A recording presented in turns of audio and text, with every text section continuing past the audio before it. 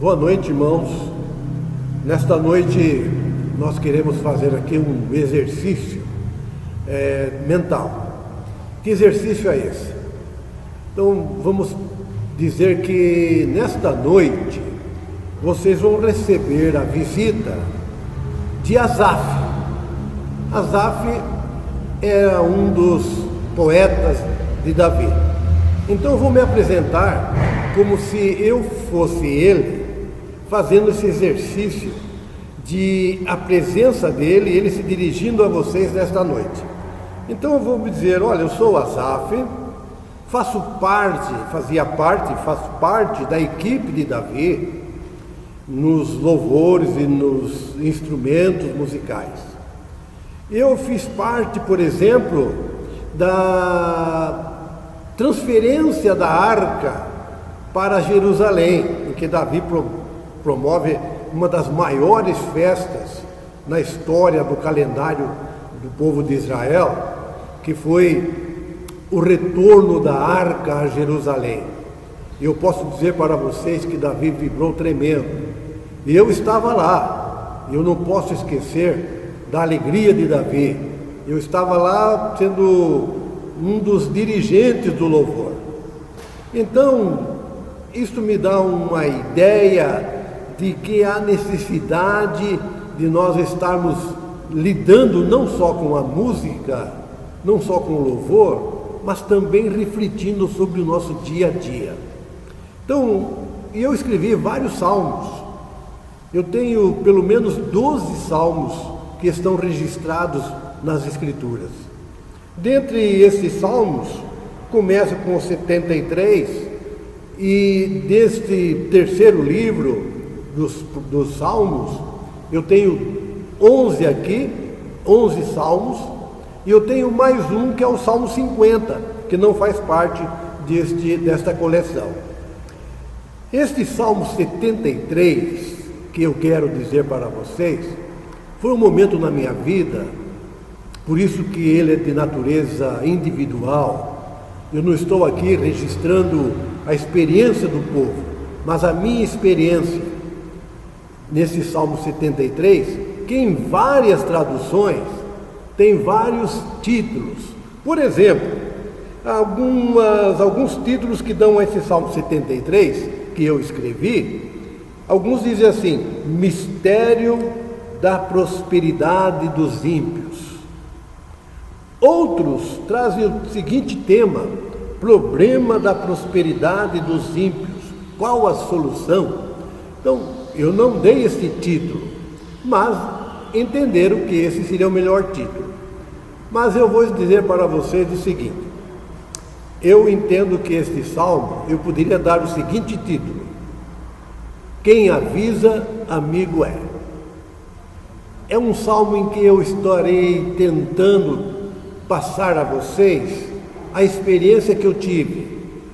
E essa experiência que eu tive, eu espero que vocês não tenham. Por isso que eu coloco como tema desse salmo: amigo é aquele que tem bons conselhos, é aquele que avisa. Então eu estou aqui nesta noite para dizer a vocês que eu começo este Salmo 73, que é interessante que, se vocês inverterem o número, colocarem o 37, o Salmo 37 também é muito parecido com o 73, só que o 37 é de Davi e o 73 é meu, é de Asaf. Bem, o que eu posso transmitir para vocês neste salmo? Primeiro, eu quero dizer que eu abro o salmo depois da experiência que eu tive, uma experiência que eu tive em que eu aprendi muito, particularmente analisando o mundo que me cerca. Por isso que eu abro o salmo dizendo que Deus é bom para Israel, e também Deus é bom para os que são puros de coração. Essa palavra puros de coração significa dizer que é bom, Deus é bom para aqueles que também são bons de coração, para as pessoas que são boas, são honestas, são direitas. Assim como Deus é bom para Israel, também Ele é bom para os indivíduos que também agem com bondade. Isso eu analisei depois da experiência que eu tive. Bem, qual foi a minha experiência? A minha experiência foi que eu comecei a analisar o mundo de uma forma superficial, aparente, em que eu percebia que os ímpios, as pessoas que não tinham nenhum compromisso com Deus, esses ímpios se enriqueciam, se tornavam as pessoas como se fossem donas da verdade, eram pessoas que manipulavam a sociedade. Eu até entendo que há muita coisa nesse salmo que eu escrevi, que vocês podem, inclusive, identificar aí no seu país, aí no Brasil, com a situação que o Brasil está vivendo, em que pessoas ilustres, na alta corte da justiça, políticos, governadores, senadores, que se enriquecem com a injustiça, se enriquecem com falcatruas, manipulando a sociedade, e pessoas que se enriquecem e fazendo com que a própria população seja um instrumento servil para que isso aconteça. Há muita semelhança com aquilo que eu observei também no meu tempo, lá em Israel. Por isso que a minha fala nessa noite, tratando-se da minha experiência, é que eu cometi muitas coisas aqui que eu fui aprendendo que eu devo evitar. Por exemplo, eu vou dizer para vocês que por um pouco os meus pés quase tropeçam. Como que isso acontece? Está aí no versículo 2. Quanto a mim, os meus pés quase tropeçaram. Por pouco eu escorreguei. Por quê? Olha que absurdo. Olha como é que, onde eu cheguei. Porque eu tive inveja dos arrogantes. Quando eu vi a prosperidade dos ímpios. Vejam onde eu cheguei. Quando eu analisei o mundo de uma forma superficial, de uma forma aparente, olhando só para a estética, olhando só para como que os ímpios vivem, eu quase escorreguei, quase caí. Isso porque eu tive inveja.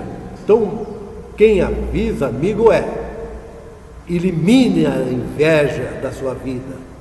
Não olhem para as riquezas e a prosperidade dos ímpios como se isso fosse a razão de ser do viver.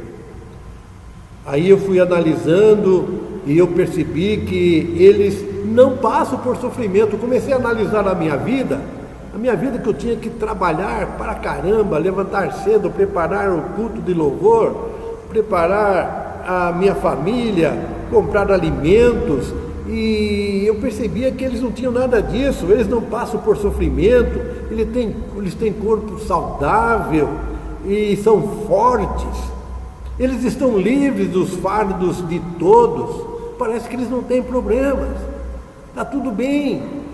E eu comecei a ter inveja disso. Não façam isso, não alimentem essa inveja. Por isso que o orgulho lhe serve de colar. Interessante. Vocês já perceberam que quem tem muito poder econômico acha que são os donos do mundo e o que eles falam tem que ser ouvido em todos os lugares? Por isso que eu vou dizer para vocês que eles zombam e falam com más intenções, em sua arrogância ameaçam com opressão. Ver o que acontece em todos os níveis, em que os ímpios prosperam, como eles vivem, como eles agem, eles se acham o dono do mundo, o dono da verdade, e eu comecei a ter inveja deles, e foi aí que eu quase caí. Com a boca rogam a si os céus, e com a língua se apossam da terra. Olha que interessante isso que eu estou dizendo para vocês, e que muita gente entenderam muita gente entendeu da seguinte forma: essa língua que se apossam da terra, se arrogam e se apossam da terra com a língua, isto é, com a comunicação.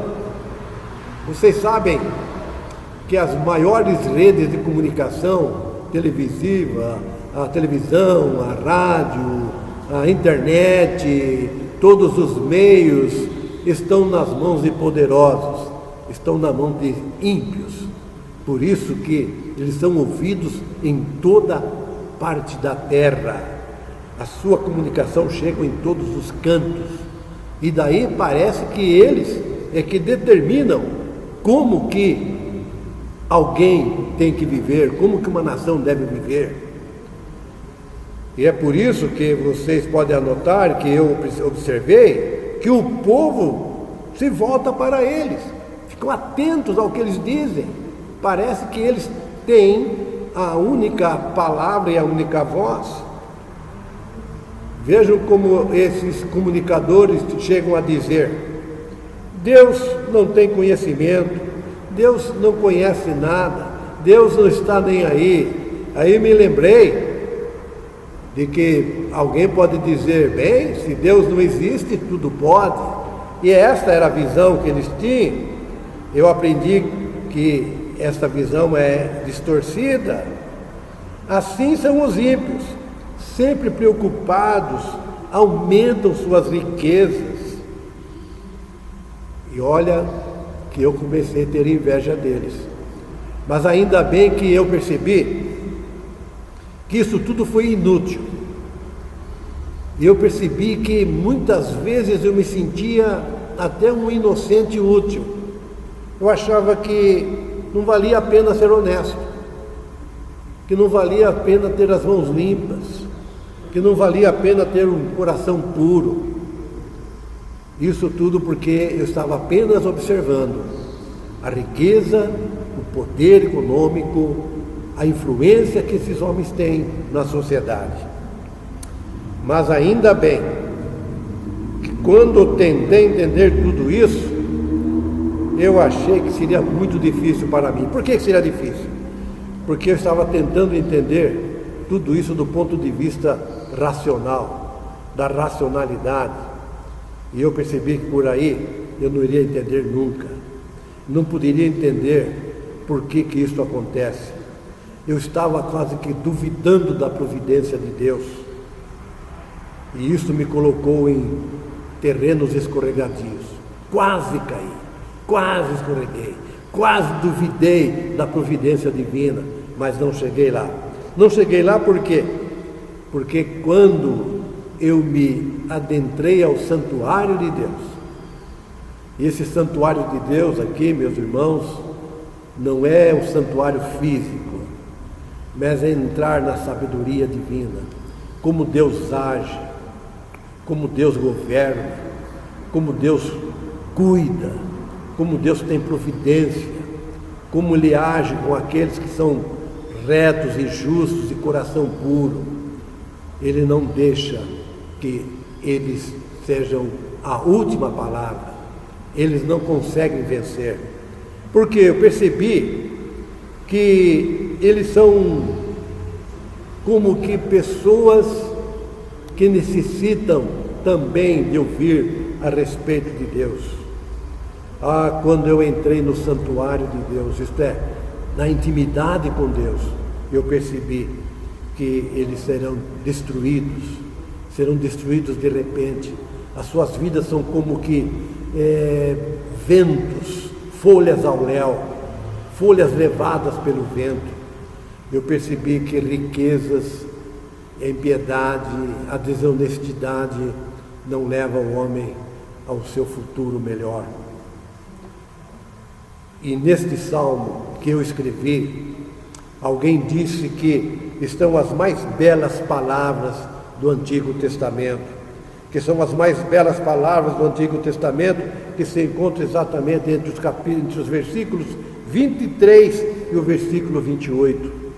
Quem disse isso foi um pensador, um teólogo, que ele lendo esse texto, ele disse que as mais belas palavras estão nestes versículos deste salmo. Eu vou ler para vocês este salmo, estes versículos, que são as mais belas palavras, porque foi ali que eu encontrei a resposta para as minhas ansiedades, a resposta para aquilo que eu estava alimentando uma inveja. E qual foi essa resposta? A resposta foi que em Deus eu encontrei a minha verdadeira felicidade, a verdadeira resposta para eu analisar o mundo, analisar a vida que eu estava vivendo e as pessoas que me cercavam. E parece-me que também aí no Brasil as coisas estão acontecendo assim. Dá a impressão que os ímpios, a prosperidade, têm a última palavra, mas não é assim. Vejam só essas mais belas palavras que alguém encontrou nesse salmo. Contudo, sempre estou contigo, tomas a minha mão direita e me sustenta. O Senhor está comigo sempre, toma-me pela minha mão direita. Tu me diriges com o teu conselho, com a tua sabedoria. E é como se eu estivesse numa guerra, e depois desta guerra nós seremos honrados com medalhas, por permanecermos firmes. É assim que diz o verso 24, depois me honrarás, me receberás com honras. Aí eu cheguei à conclusão seguinte, que a quem tenho eu nos céus, senão a ti, Senhor? E na terra nada mais desejo além de estar junto de ti. Aí eu percebi que a minha vida, o meu corpo, o meu coração poderão fraquejar, poderão se tornar de pouco valor, mas eu percebi que Deus é a força do meu coração, Ele é a rocha do meu coração. Não está em mim mesmo, mas naquele que me conduz. E aí cheguei à conclusão que a minha herança, a minha porção, a minha riqueza para sempre é o Senhor. Quando eu olho para o Senhor, eu sei do seu cuidado para comigo, ali eu encontro a fonte da minha felicidade. E é o que eu vou dizer agora no versículo 27, no versículo 28. Os que te abandonam, sem dúvida perecerão, e tu destróis todos os infiéis. Mas para mim, bom é estar sempre contigo. A minha felicidade é estar perto do Senhor. Fiz do soberano Senhor o meu refúgio. Proclamarei todos os teus feitos. E aqui está então, portanto, a minha palavra, a palavra de Asaf. Fiquem com o Senhor, tenham nele a sua maior fonte de felicidade, uma presença constante, perpétua, aqui, agora e por toda a eternidade. Esta é uma palavra de um amigo. Um amigo quer sempre dar bons conselhos. Estas são as minhas palavras, palavras de Asaf. Deus abençoe.